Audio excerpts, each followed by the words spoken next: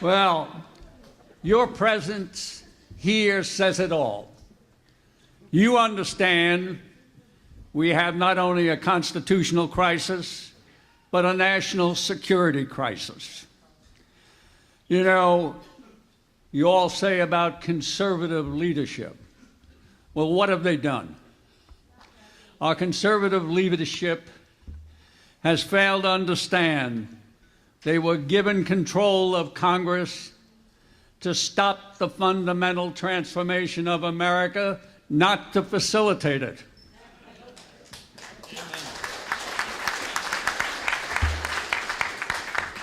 And then, what did they do? They funded all of President Obama's illegal programs, while at the same time ignoring over his 14 impeachable offenses. This is unconscionable. So, where do we go from there? You know, we have, as President Obama has said, he wants to fundamentally transform America. Well, what is it? Well, let me tell you. It's un-American, it's anti-Western, but pro-Islam, pro-Iranian, and pro-Muslim Brotherhood. You have to ask yourself, why would an American president embrace the Muslim Brotherhood, whose creed is to destroy us from within with our own miserable hands and replace our Constitution with draconian Sharia law? You got it right. Now,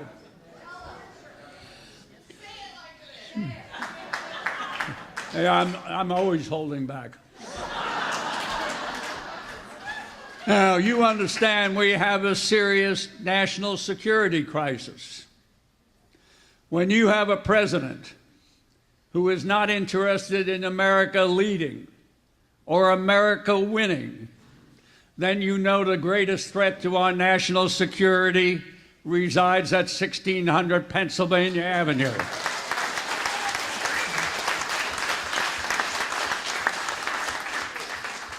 We have a president who refuses to identify the enemy. It was Erdogan, when he was Prime Minister of Turkey, who said it best. Islam is Islam. There are no modifiers. Democracy is the train we ride to our ultimate objective, which is to make Islam dominant throughout the world. He couldn't have said it any plainer. Islam is a totalitarian ideology bent on world domination masquerading as a religion. And I got to tell you, I reject the term radical Islam. That implies there's some moderate Islam. There ain't any, and you all know it. But you got to get the word out. Now, you know, when you want to take a country down, oh, I forgot one thing. You know, when President al-Sisi declared in January 2015, he called for a referendum of Islam because of the atrocities that ISIS was committing.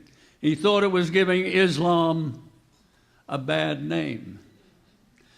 Not one Western leader has supported him, nor, for that matter, has the Pope, who continues to go with his outreach programs, which make absolutely no sense, and declares Islam is a religion of peace.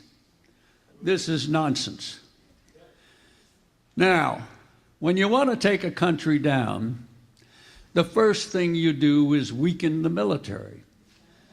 That's why sequestration was the perfect storm for the Obama administration. The defense budget represents 18% of the federal budget. But under sequestration, they were required to eat over 50%. It's over $1 trillion in 10 years. It's been devastating. And what has that left us with? We're winding up with the smallest army since prior to World War II, 380,000 soldiers. The smallest Navy since prior to World War I, not World War II, World War I. We're down to 273 ships. That's what's left of Ronald Reagan's 600-ship Navy. And to put that number in perspective, that's the number of ships I had under my command in the Pacific Fleet. We should have 350 to 400 to meet our worldwide commitments. And you're not going to get there overnight. It takes a long time for those capital investments to come around. The Air Force, same condition. They're down to 12 wings. They should have 18 to 24. And more importantly, their readiness is down to 50% or less. The Marine Corps is suffering the same problems. Marine air readiness is at 30%. They're stealing parts from museums for spare parts. This is nonsense.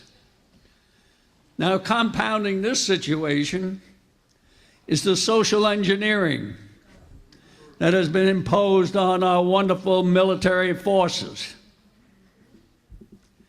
You know, what has it done? It's being imposed by people who have never been in the military, will never be in the military, and furthermore, we don't want them in the military. They have destroyed unit cohesiveness and integrity and the will to win. And you saw the latest example of that on 12 January of this year, when our 2 riverine craft in the Persian Gulf gave up to the Iranians without firing a shot. This was a tremendous embarrassment for the Navy. And I got to tell you, it threw over 200 years of tradition overboard. We never give up the ship. And what made it doubly, you know, you never give up the ship is part of every sailor's DNA. And you can take that to the bank. Something else went on there, I don't know what. Now, a few other little things on social engineering. Women in combat. All the studies tell you everything you want to know. It's wrong. There are many viable roles for women in the military. Combat is not one of them.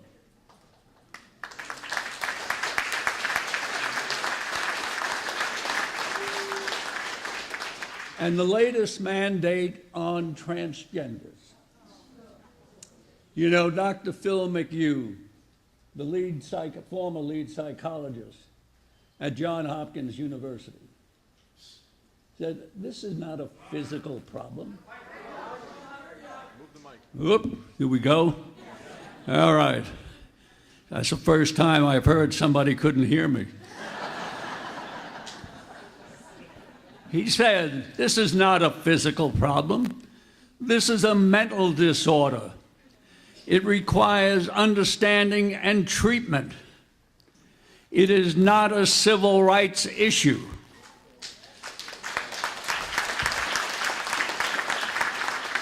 And when the rest of you see Bruce Jenner again, tell him to get a new psychiatrist.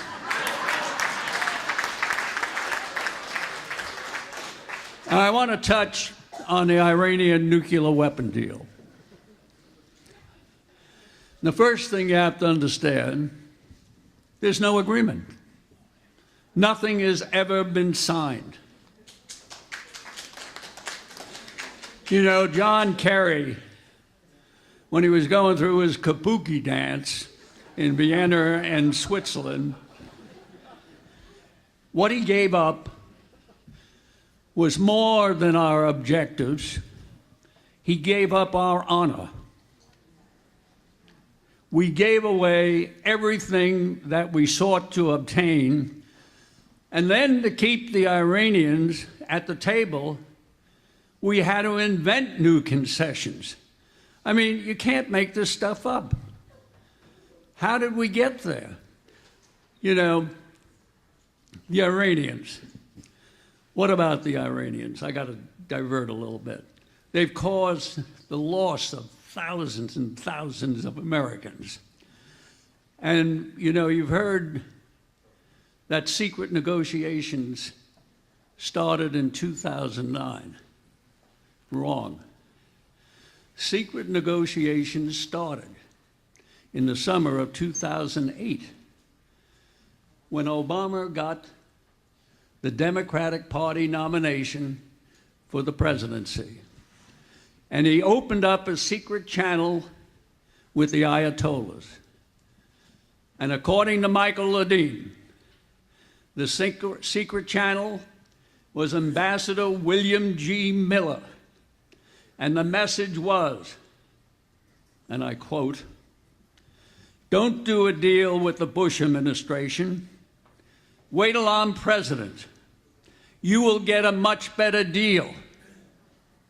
You will see. You will like my policies. I am your friend." Unbelievable.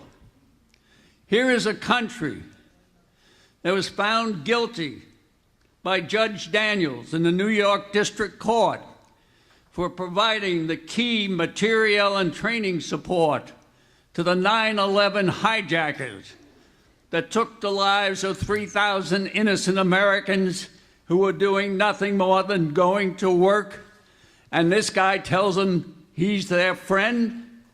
To me, this borders on treason.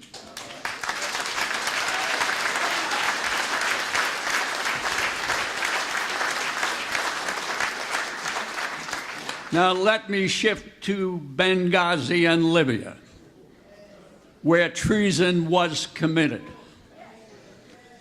And here we got the pathological liar, Hillary. What went on there? If you take nothing else away, understand we switched sides on the global war on terror. They knew they were funding Al-Qaeda militias, the Muslim Brotherhood controlled militias, and those rebels in Syria who morphed into ISIS. They provided them training, funding, and weapons. There's no question about it. Now, I can't cover everything in the little time left, but I want to take you, well, let's say one thing. You know, Benghazi never had to happen. Hillary, you know, Gaddafi wanted to go into truce negotiations.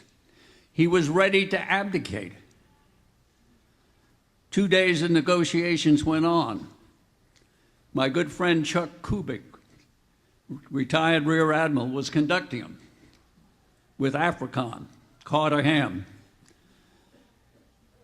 They were terminated after 2 days by somebody outside the Pentagon.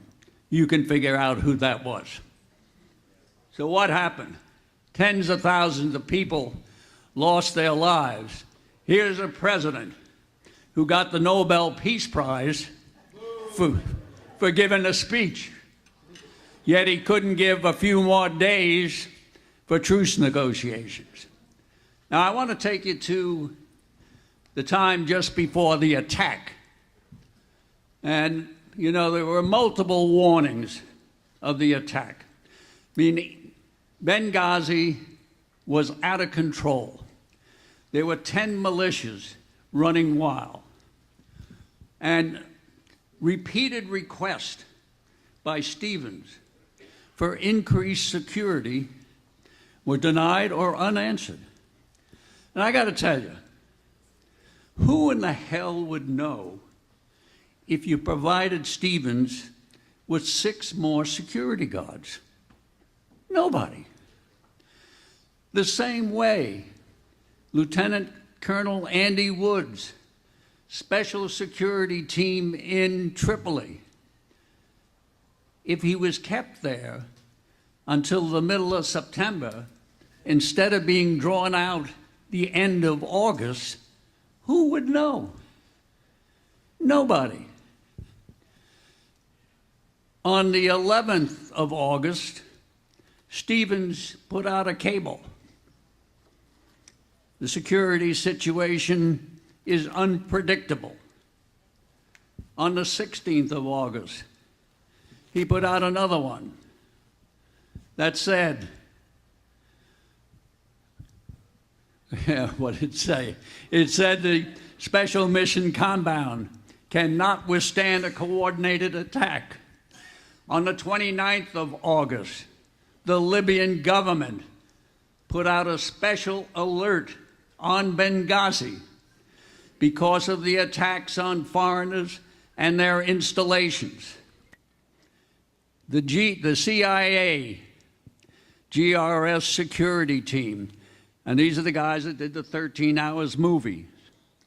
I personally talked to them. They told me there were 10 to 12 days of advance warning. It was posted each and every day on their bulletin board. So, you know, as a combat commander, you never want to be caught short. So you have to ask, why weren't forces pre-positioned? Never happened. And even so, we had forces available that could have been brought to bear. We had C-130 gunships, one at Djibouti, which was 7 hours away. The other one, though, was at Sigonella, an hour and 45 minutes away. We had F-16 aircraft at Aviano. And I got to tell you, they're already loaded with their 20 Mike cylinders for airworthiness. They could have been there in 2.5 hours. We had a 130-man Marine Force recon team in Sigonella. We had the commanders in Stremis Force in Croatia with their own aircraft who could have been there in a matter of hours. They never got authority to go beyond Sigonella. We had a 65-man Marine fast team at Rota who were purposely delayed, making them change into civilian clothes. Mind-boggling stuff on the orders of you-know-who. So here you are, coming up in November. Here you got the pathological liar who couldn't handle the security of a pissy-ant 13-acre compound in Benghazi, and you now want to turn over the security of this great country to her? No way. That's got to be mind-boggling.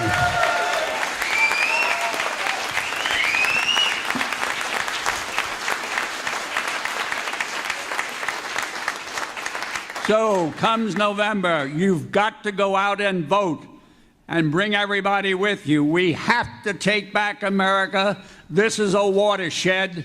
God bless you all, and God bless America.